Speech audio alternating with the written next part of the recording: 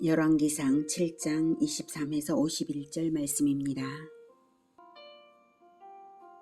또 바다를 부어 만들었으니 그 직경이 10규빗이요 그 모양이 둥글며 그 높이는 5규빗이요 주위는 30규빗줄을 두를 만하며 그 가장자리 아래에는 돌아가며 박이 있는데 매 규빗에 10개씩 있어서 바다 주위에 둘렸으니 그 박은 바다를 부어 만들 때에 2줄로 부어 만들었으며 그 바다를 소 12마리가 바쳤으니 셋은 북쪽을 향하였고 셋은 서쪽을 향하였고 셋은 남쪽을 향하였고 셋은 동쪽을 향하였으며 바다를 그 위에 놓았고 소의 뒤는 다 안으로 두었으며 바다의 두께는 한 손 너비만 하고 그것에 가는 백합화의 양식으로 잔가와 같이 만들었으니 그 바다에는 2000밭을 담겠더라.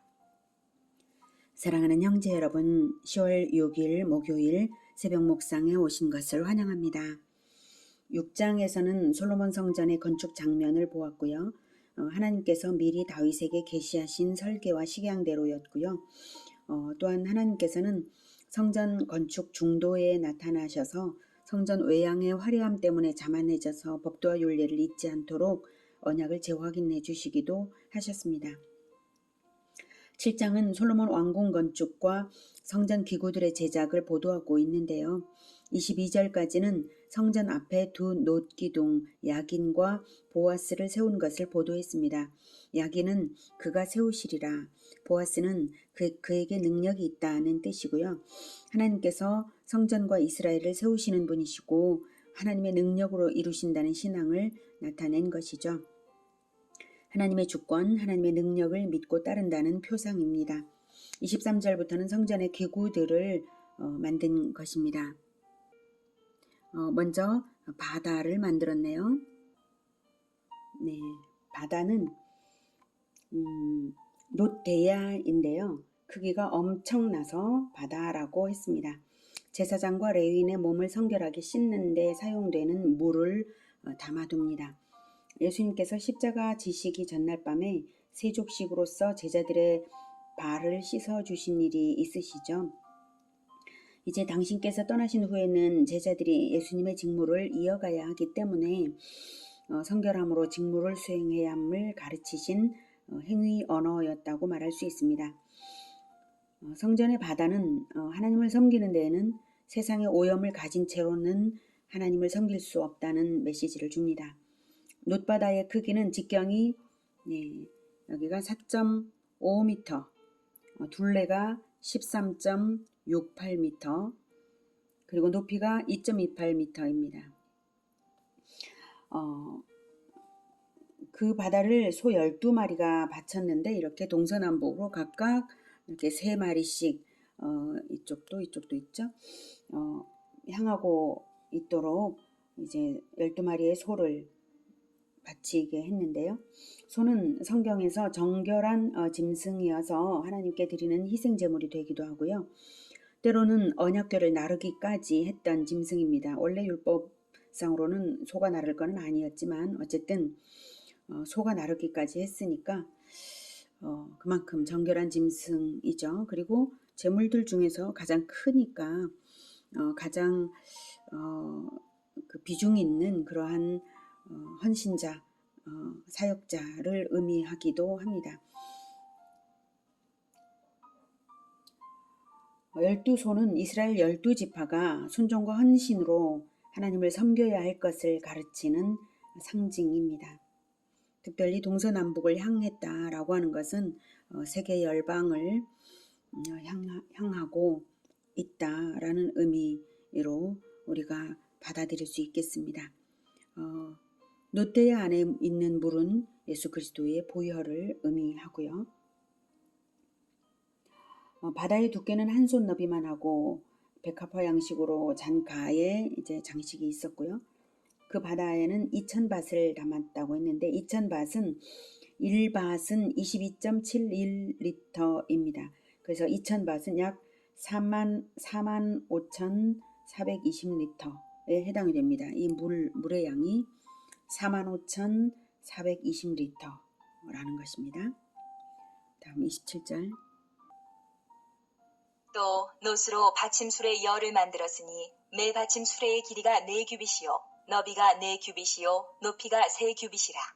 그 받침수레의 구조는 이러하니 사면 옆 가장자리 가운데에는 판이 있고 가장자리 가운데 판에는 사자와 소와 그룹들이 있고 또 가장자리 위에는 놓는 자리가 있고 사자와 소 아래에는 화환 모양이 있으며 그 받침수레에 각각 4 놋바퀴와 노축이 있고 받침수레 4발 밑에는 어깨 같은 것이 있으며 그 어깨 같은 것은 물두멍 아래쪽에 부어 만들었고 화환은 각각 그 옆에 있으며 그 받침수레 위로 들이켜 높이가 1규빗 되게 내민 것이 있고 그 면은 직경 1규빗 반 되게 반원형으로 우묵하며 그 나머지 면에는 아로 새긴 것이 있으며 그 내민 판들은 네모지고 둥글지 아니하며 네 바퀴는 옆판 밑에 있고 바퀴축은 받침수레에 연결되었는데 바퀴의 높이는 각각 1규빗 반이며 그 바퀴의 구조는 병거 바퀴의 구조 같은데 그 축과 태와 살과 통이 다 부어 만든 것이며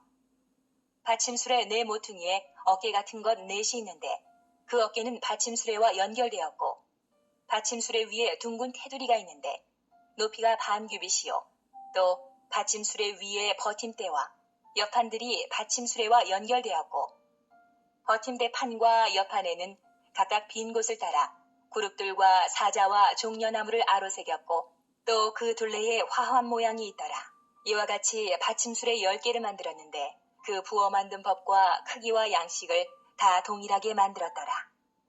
또 물두멍 10개를 노스로 만들었는데 물두멍마다 각각 40밭을 담게 하였으며 매 물두멍의 직경은 4규빗이라.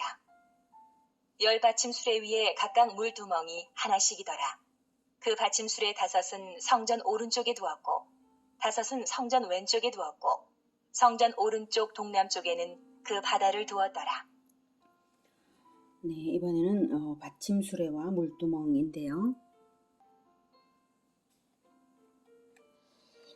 이 받침수레는 이 물두멍, 이게 물두멍이고요. 물두멍을 받치는 것인데 노수로 만든 네모난 상자입니다. 대략 이런 모양이라고 추측이 되고요. 물두멍은 희생 제물을 씻는 대야입니다. 이동이 잦을 수밖에 없기 때문에 바퀴가 있는 수레가 필요한 것이죠. 바퀴의 높이는 각각 1규빗 반, 그러니까 이 바퀴의 높이가 약 바퀴 지름이 68.4cm라는 거예요. 68.4cm. 그리고 물두멍 10개를 노수로 만들었어요. 이쪽에 5개, 그래서 이쪽에 5개, 북쪽 성전 양쪽에 이렇게 놓았습니다.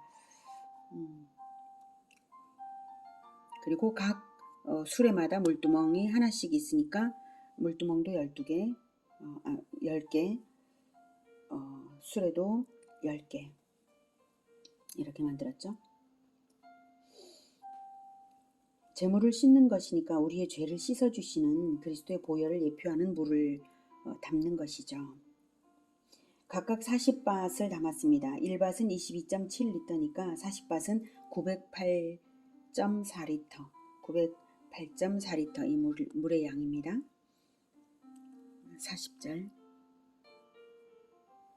히람이 또 물두멍과 부삽과 대접들을 만들었더라. 이와 같이 히람이 솔로몬 왕을 위하여 여호와의 전에 모든 일을 마쳤으니 곧 기둥 둘과 그 기둥 꼭대기에 공 같은 머리 둘과 또 기둥 꼭대기에 공 같은 머리를 가리는 그물 둘과 또 그 그물들을 위하여 만든 바 매 그물에 2줄씩으로 기둥 위에 공 같은 2머리를 가리게 한 석류 400개와 또 10개의 받침수레와 받침수레 위에 10개의 물두멍과 한 바다와 그 바다 아래에 소 12마리와 솥과 부삽과 대접들이라. 히람이 솔로몬 왕을 위하여 여호와의 성전에 이 모든 그릇을 빛난 노스로 만드니라. 왕이 요단 평지에서 숫곡과 사르단 사이에 차진 흙에 그것들을 부어내었더라. 기구가 심이 많으므로 솔로몬이 다 달아보지 아니하고 두었으니 그 논무게를 능히 측량할 수 없었더라. 네, 여기 40절의 물두멍은 39절까지 나온 그 물두멍이 아니라 40절의 물두멍은 솥입니다. 희생제물을 삶는 데에 사용된 용기입니다. 부삽은 제단의 재를 퍼내는 데 사용이 되고요. 대접은 희생제물의 피를 담는 그릇입니다. 41절부터 45절까지는 히람이 만든 성전 기구들과 기명들을 총괄 소개하고 있습니다.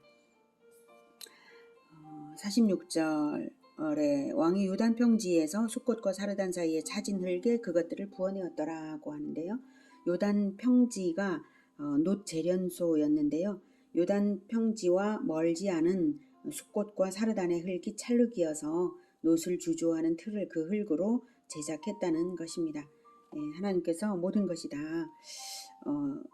모든 것을 하나님께서 예비해 두셨음을 알 수가 있죠. 놋 무게를 능히 측량할 수 없을 만큼 많은 놋 기구들을 만들었는데요. 그렇게 할 수 있을 만큼 구리광산을 개발해서 운영했다는 증거가 고고학적 발굴로 나타났습니다. 고고학자 넬슨 글룩이 1944년에 사해와 아카바만 사이에서 거기 광활한 분지 지역인데 그 분지 전역에서 구리광산 폐허와 용광로를 발견해내었습니다. 이것은 신명기 8장 9절에서 하나님께서 미리 가나안 땅이 이런 땅이다, 너무 좋은 땅이다 라고 하는 걸 알려주신 말씀이 있는데요. 그 말씀과 동일하다는 것을 확인할 수가 있습니다. 신명기 8장 9절. 내가 먹을 것에 모자람이 없고 내게 아무 부족함이 없는 땅이며 그 땅의 돌은 철이요 산에서는 동을 캘 것이라. 이렇게 산에서는 동을 캘 것이라 라고 말씀하신 대로 하나님께서 다 예비하시고 하나님께서 제공하시는 자원과 힘과 능력과 지혜로서 모든 것을 한 것입니다. 48절. 솔로몬이 또 여호와의 성전의 모든 기구를 만들었으니 곧 금단과 진설병의 금상과 내소 앞에 좌우로 5씩 둘 정금 등잔대며 또 금꽃과 등잔과 불집게며 또 정금 대접과 불집게와 주발과 숟가락과 불을 옮기는 그릇이며 또 내소 곧 지성소문의 금 돌적이와 성전 곧 외소문의 금 돌적이더라. 솔로몬 왕이 여호와의 성전을 위하여 만드는 모든 일을 마친지라. 이에 솔로몬이 그의 아버지 다윗이 드린 물건 곧 은과 금과 기구들을 가져다가 여호와의 성전 곳간에 두었더라. 48절부터는 성전 내부의 금기구들을 만든 보도인데요. 금기구들은 히람이 만든 것이 아니라 이스라엘 자체의 기술로서 만든 것으로 봅니다. 성전 내부의 기구들은 하나도 빠짐없이 금으로 만들었습니다.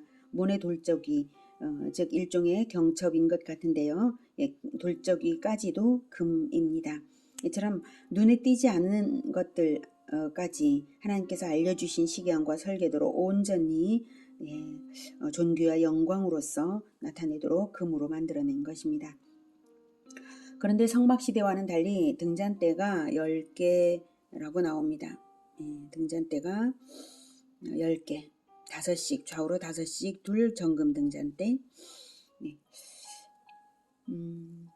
그리고 역대기에 의하면 진설병의 금상도 10개가 만들어졌음을 알 수가 있습니다. 역대하 4장 8절.